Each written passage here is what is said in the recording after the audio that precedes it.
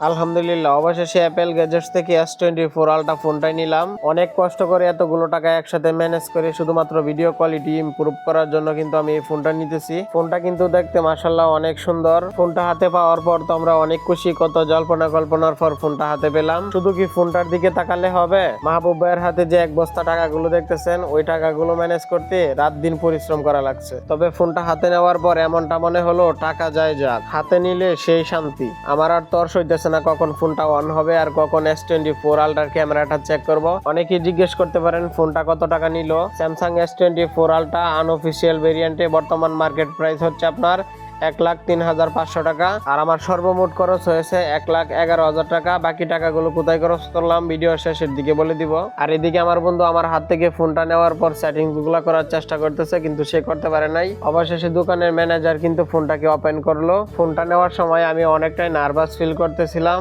কারণ অনেক কষ্ট করে জমানো টাকাগুলোর দিকে তাকানোর পর মনে হচ্ছে যে টাকাগুলো নিয়ে বাড়িতে চলে যাই। তো কি আর করার, ফোনটাও আমাকে নিতে হবে আমার ভিডিও কোয়ালিটি ইমপ্রুভ করার জন্য। তো এত চিন্তা করে কি হবে, যে কারণে ফোনটা নেওয়া, ক্যামেরার জন্য ফোনটা নিলাম। প্রথমে মাহবুব ভাইকে দিয়ে জুম টেস্ট করতেছি। ইউটিউবে অনেক ভিডিও দেখেছি ফোনটার অনেক দূর পর্যন্ত নাকি জুম করা যায়, তাই চেক করতেছিলাম। আর বাকি 7,500 এক্সট্রা খরচ হয়েছে এই ফোনের সাথে চার্জার নেই, স্ক্রিন প্রোটেক্টর আর ব্যাক কভার নিতে। আর এক্সট্রা চার্জারের লেগেছে 4500 টাকা।